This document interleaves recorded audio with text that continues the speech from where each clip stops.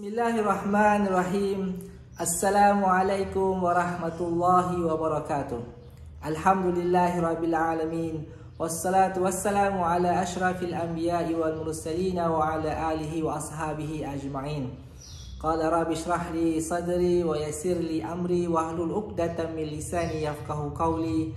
Subhanaka la ilma lana illa ma 'allamtana innaka antal alimul hakim. Wala haula wala quwata illa billahil aliyyil azim. Allahumma salli wa sallim wa barik ala sayyidina Muhammad. Alhamdulillah, murid-murid yang dikasihi sekalian, kita telah berada dalam 14 Syawal 1440 Hijrah bersamaan dengan 26 Mei 2021. Dan pada hari ini insya-Allah ada satu peristiwa yang penting dalam pendidikan Islam, iaitu di mana peristiwa tersebut ada beberapa amalan yang sunat muakkad dilakukan oleh kita. Sebelum itu, Ustaz akan beri satu soalan bagi memugarkan pemikiran kita. Apakah nama solat yang mana solat ni 2 rakaat tetapi dia memiliki 4 kali rukuk? Ustaz ulang sekali lagi. Apakah nama solat?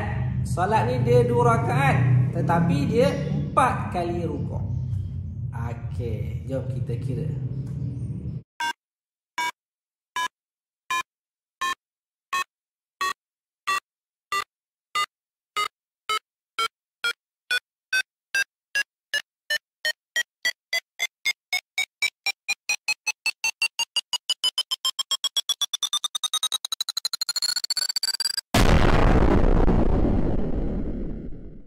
Baiklah murid-murid, betul jawapannya ialah solat sunat khusuf, iaitu solat sunat gerhana bulan ataupun solat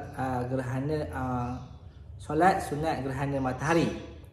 Baiklah, pada hari ini seperti mana yang saya telah nyatakan dalam permulaan mukadimah saya tadi, bahawa pada hari ini, hari Rabu 26 Mei 2021 pada jam 7.11 malam.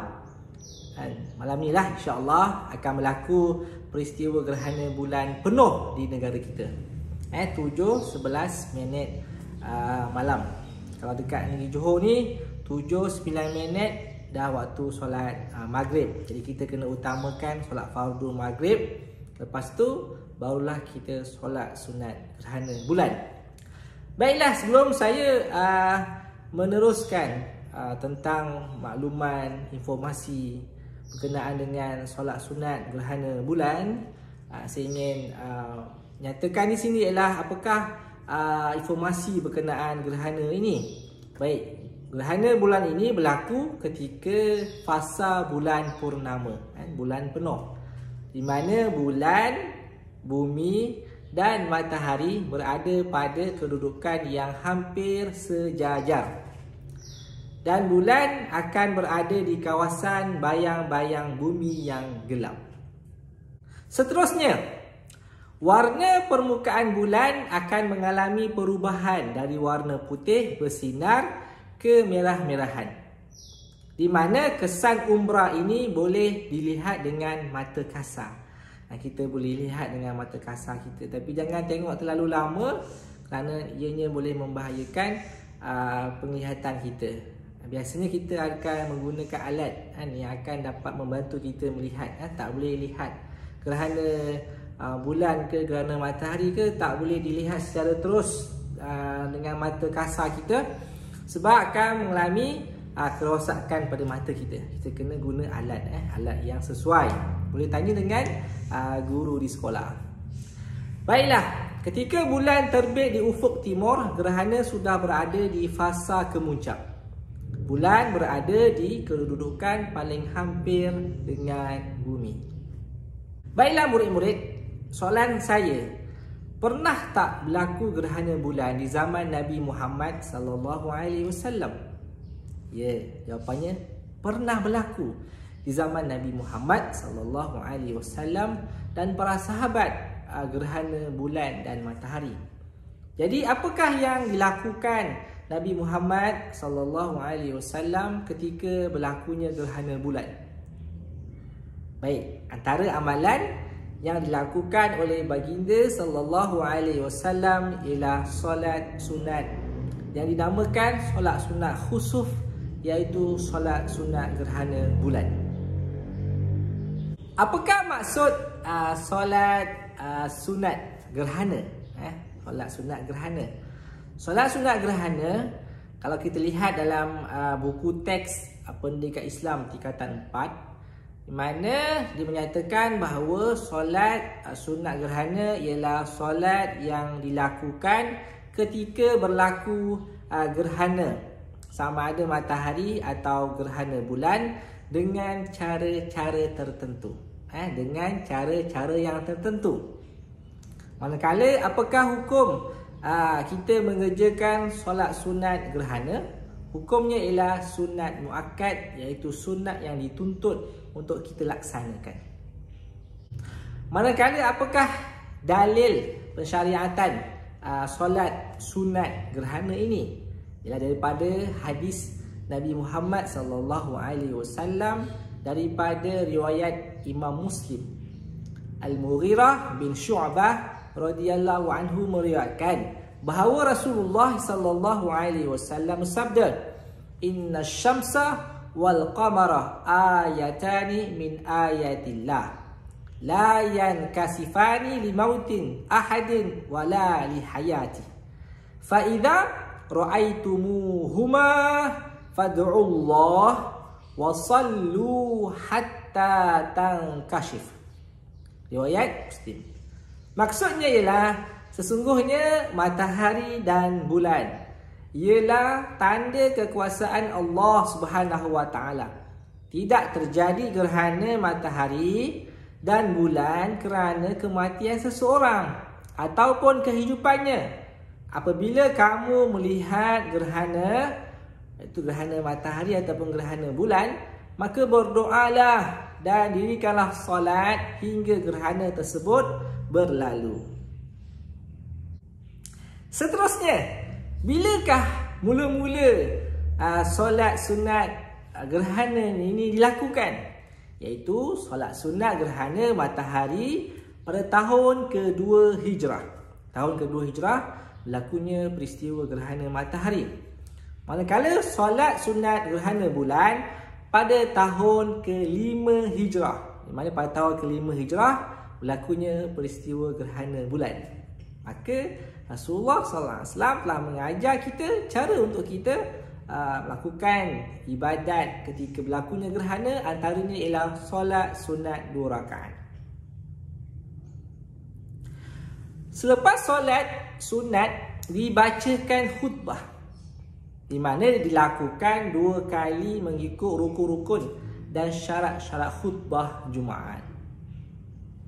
Antara amalan yang dianjurkan ketika gerhana termasuklah solat sunat gerhana.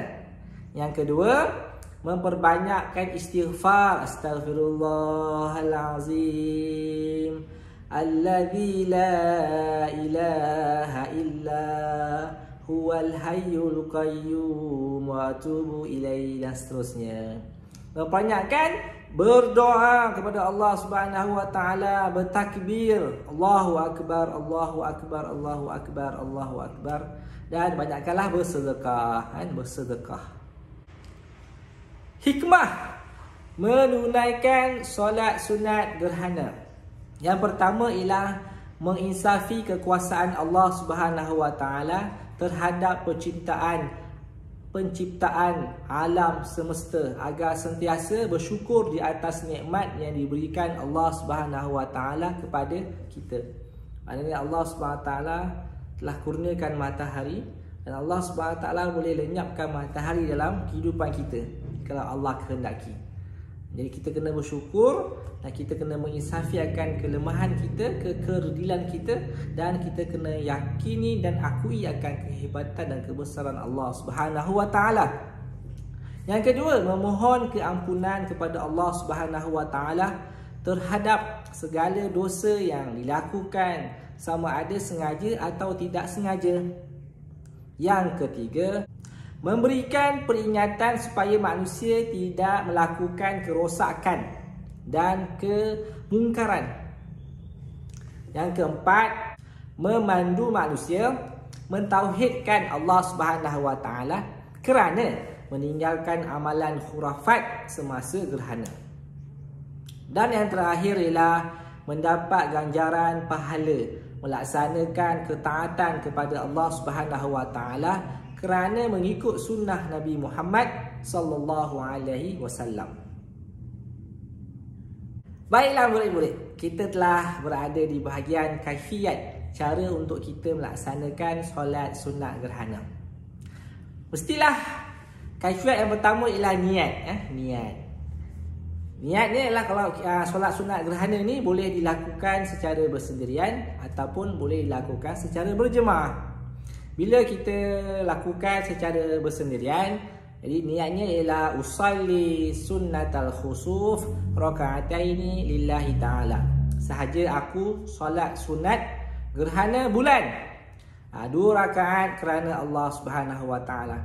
Kalau kita menjadi imam bagi keluarga kita di rumah, usalli sunnatal khusuf raka'ataini imaman lillahi ta'ala. Kalau kita menjadi makmum, niatnya ialah usalli sunnatal khusuf raka'ataini makmuman lillahi ta'ala. Kemudian solat ini hanya 2 rakaat sahaja. 2 rakaat sahaja. Waktu bila melakukan, iaitu kita lakukan ketika berlaku gerhana matahari atau gerhana bulan. Bila berlaku je gerhana bulan, pukul berapa? Pukul 7.11 minit malam telah boleh kita lakukan solat sunat gerhana bulan. Cara pelaksanaannya digalakkan secara berjemaah. Kalau tidak ada, kita boleh solat secara bersendirian.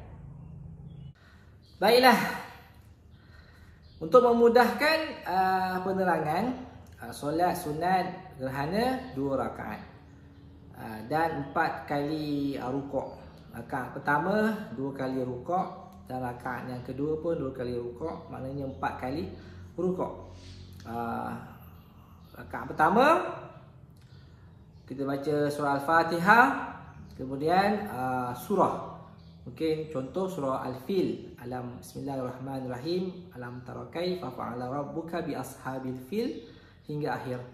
Lepas dah habis, kita rukuk macam biasa, rukuk dengan baca tasbih subhana rabbiyal azim wa bihamdi dalam tempoh yang agak lama mengikut kemampuan kita.